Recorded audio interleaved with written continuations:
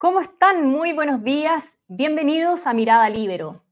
¿Debe el Festival de Viña del Mar, el principal evento musical de nuestro país, poner su escenario a disposición de un cantante que homenajea a narcotraficantes? Es el debate que se ha instalado la última semana debido a la presencia del mexicano Peso Pluma en la parrilla del festival. Y quien levantó la alerta es el sociólogo Alberto Mayol, quien a través de una columna de opinión fue más allá e hizo ver la gravedad de que espacios de propiedad estatal como TVN, con uso de recursos públicos, dé visibilidad a la promoción del narco. Y estamos con Alberto Mayol para conversar ahora no solo sobre la pertinencia de incluir a Peso Pluma en el evento, sino también sobre cómo ha actuado la organización del mismo. Alberto, ¿cómo está? Buenas tardes allá en España. Buenas tardes, ¿cómo están ustedes? Un gusto saludarles. Igualmente, gracias. Bueno, Alberto, la semana pasada, el viernes más bien, nosotros quedamos como con la sensación de que los organizadores del festival habían zanjado el tema al ratificar mediante un comunicado la presencia de este cantante. Incluso usted dijo, nos ha ganado el narcotráfico. ¿Está zanjado el tema o no? No, el tema no está zanjado. Lo que sí creo es que de momento el tipo de reacción política indica que esta batalla, estas cosas son más largas, pero esta batalla la está ganando el narcotráfico. En cualquier caso, era evidente que la declaración que se entregó no era una declaración formal, no era un documento en términos públicos, administrativos, no era un documento relevante, no tenía ningún peso ese documento. Ese documento, por de pronto, los actos administrativos no suelen tener un diseño de estrellitas, digamos, Entonces la verdad es que era bien absurdo y no había firma, nadie se hacía cargo, nadie se hizo cargo hasta el día de hoy de explicar qué es lo que significa lo que se dice ahí, a qué se refieren cuando dicen que esto implicaría censura o implicaría discriminación. Nadie ha hecho vocería de esto, las autoridades pertinentes, la autoridad pertinente fundamentalmente es la alcaldesa, no se ha pronunciado, la comisión del festival, la comisión oficial del festival que organiza esto, no se ha pronunciado todavía. De hecho, mañana se reúnen y recién se van a pronunciar.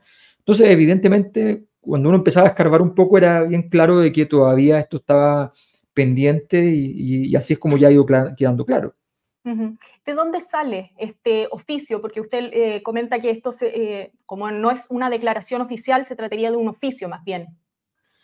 No sabemos. O sea, parece un documento más emanado como otros, porque hay otros que tienen el mismo fondo, qué sé yo, en el fondo probablemente emanado de una oficina de comunicaciones o de la productora, pero ¿a instrucción de quién?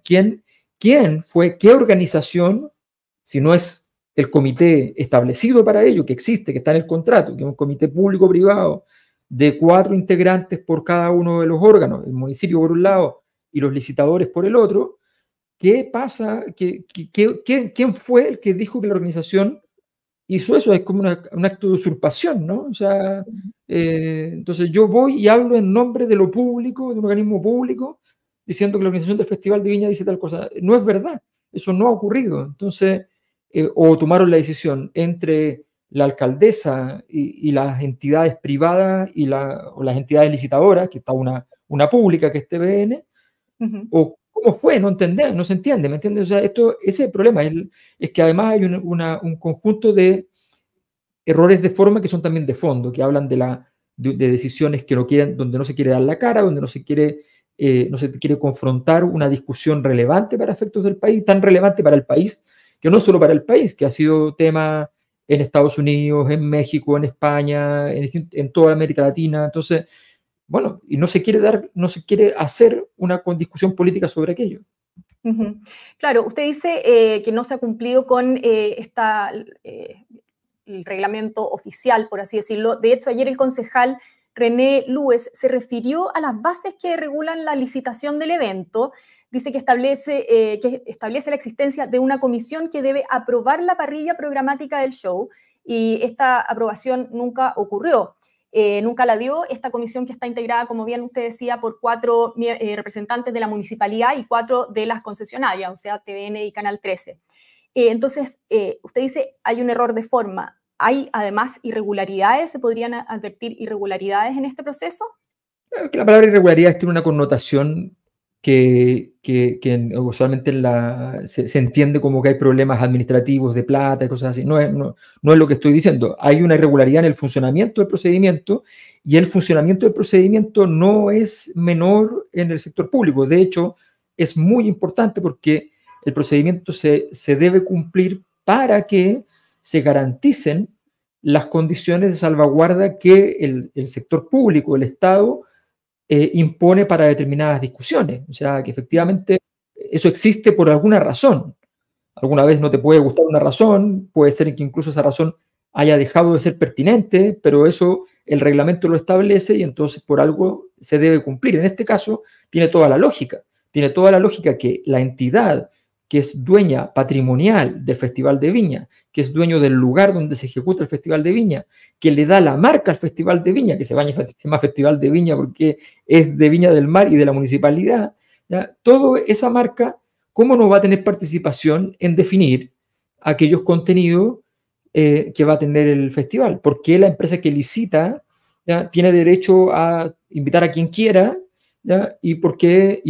O ni siquiera la empresa que licita, sino que a su vez una empresa contratada por los que licitaron, ¿ya?, que una productora invita a quien quiera y no tiene derecho, como dice el contrato, como establece el contrato, el municipio con todo su órgano, con el órgano regulador además del municipio es el Consejo Municipal. O sea, la alcaldesa puede mandar sola, es el Consejo Municipal el que tiene que validar muchas de las decisiones y eso está garantizado en el procedimiento de esto. Y bueno, no se ha cumplido. O sea, podría haber, de hecho, perdón, iba a comenzar el festival en rigor sin haberse aprobado a ninguno de los artistas. No estoy hablando de Peso Pluma, a ninguno de los artistas. O sea, estamos hablando de una falta de pulcritud administrativa importante. Ahora, si usted no hubiera levantado la voz, por así decirlo, ¿usted cree que efectivamente esto habría, como se dice, pasado piola? Quizás los concejales tampoco, integrantes de esta comisión, tampoco se habrían dado cuenta o tampoco habrían levantado la voz. No, yo creo que, a ver, es que hay cosas que son normales. Yo considero súper lógico que una persona no se entere de quién es Peso Pluma, pero yo me enteré por razones académicas. Yo hablando con académicos mexicanos que trabajan los temas de violencia, alguna vez me comentaron hace mucho tiempo sobre cuando todavía no era conocido internacionalmente, cuando recién partía Peso Pluma, y me interesó el tema, me pareció súper interesante entender el fenómeno porque era impactante, o sea, me parecía sorprendente. Entonces me empecé a informar y les preguntaba siempre, y cada vez que aparecía una cosa de Peso Pluma yo les preguntaba de nuevo y me daban más antecedentes. Son personas que se dedican a los temas de violencia, narcotráfico en México, entonces me interesó y por tanto yo tenía una información que era poco habitual, digamos, dentro del sistema. Es completamente comprensible. Lo que es incomprensible es que luego de escrito, luego de que tú tienes la oportunidad de ir y revisar las letras, revisar toda la historia, revisar que se suspendieron 5 conciertos en octubre del año pasado por riesgo de peleas o amenazas a Peso Pluma porque entre bandas rivales de narcotráfico. O sea, como pertenece o se les asigna una vinculación con un conjunto de bandas, entonces las otras bandas quieren hacerle daño porque es de los otros. O sea, de eso estamos hablando. Entonces, cuando estamos hablando de ese tipo de situaciones, me parecía obvio que las personas se escandalizaran y dijeran, oye, en realidad pongámosle un poco de atención, o al menos abramos la discusión de qué vale más, un derecho o el otro, ¿ya? Y esa discusión resulta que se abrió, efectivamente, se abrió con varios diputados en el hemiciclo, se abrió con concejales, se abrió a nivel de Televisión Nacional de Chile, se abrió a nivel del Ministerio del Interior con la ministra Toá, y sin embargo, nadie sabe cómo, se confirmó supuestamente, oficiosamente, la semana pasada Peso Pluma, en circunstancias que no está confirmado. Claro que sí. O sea, estamos en veremos todavía. Ahora, Alberto, vamos al fondo del asunto. Y retomando un poco la idea que usted comentaba de su conversación con académicos mexicanos. ¿Cuál es el problema de fondo aquí que usted advierte? Lo que yo advierto es que, dado que Peso Pluma no es un cantante que habla sobre la realidad del mundo narco, sino que es un cantante que hace apología al estilo de vida de los soldados narcos. Los soldados narcos son aquellas personas que son jóvenes, que trabajan para un narcotraficante, que hacen los traslados, llevan la droga de un lado al otro, o tienen que hacer las operaciones especiales de las mexicanas que se llaman las quitadas de droga, ¿ya? esos son los soldados. Los soldados son los que, la primera línea del trabajo del narco. Bueno, esa primera línea resulta que, ¿qué es lo que pasa con ellos? Ellos van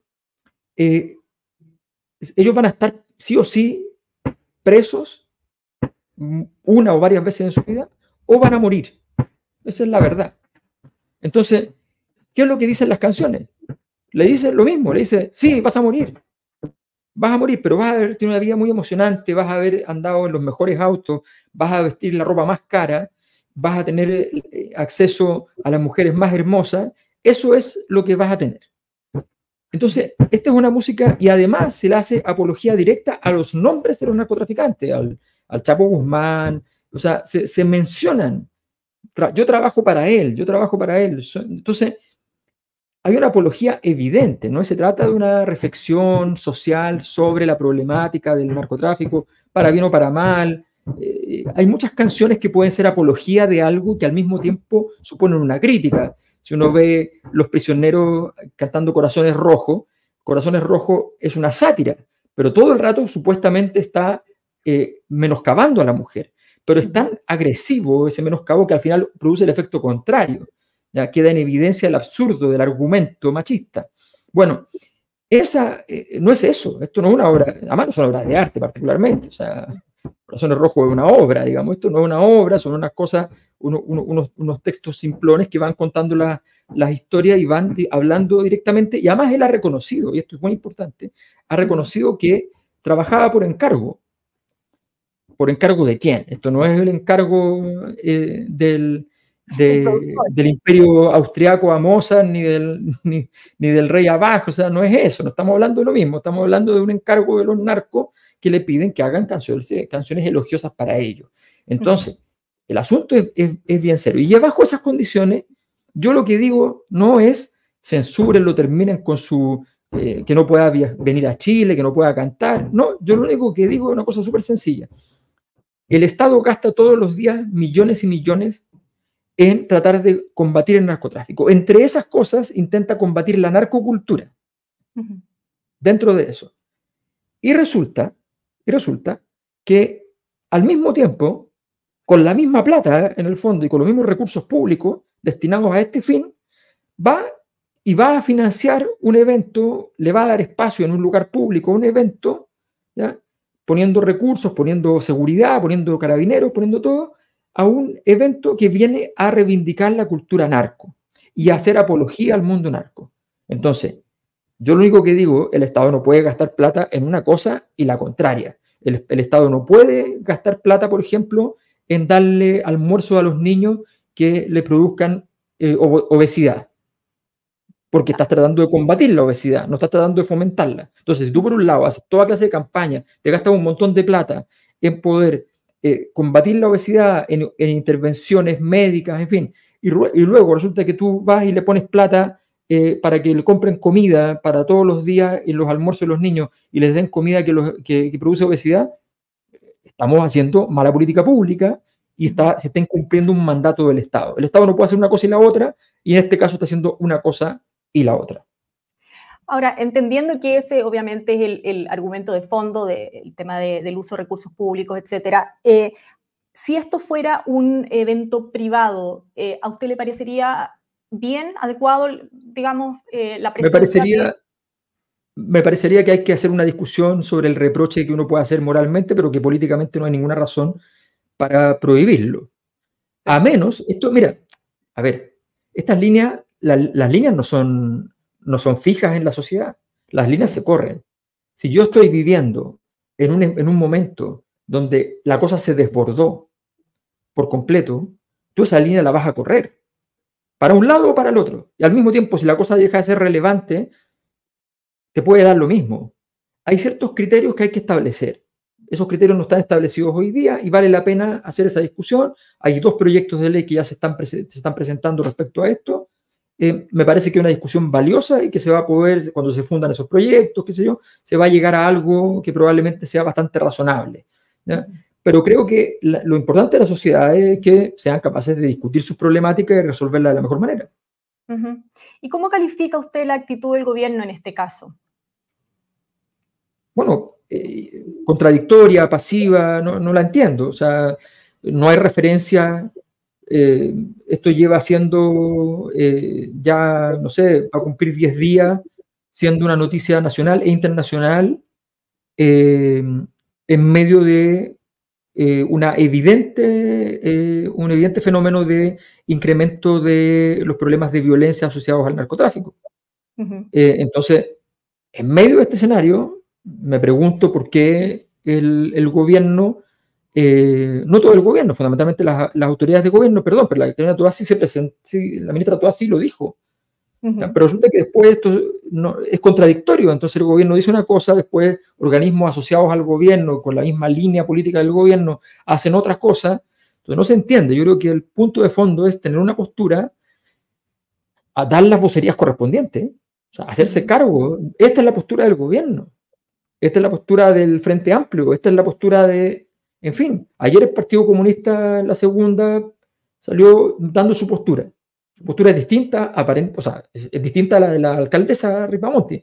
Aunque la alcaldesa no ha hablado, asumimos por sus actos de que esa es su postura, de que está de acuerdo con que esté Peso Pluma. ¿Ya? Entonces, bueno, pero hagámonos cargo, esta cosa es súper simple. Se trata de discutir, razonar y ver qué postura entonces logra más adhesiones o convence más a la ciudadanía. Eso es todo.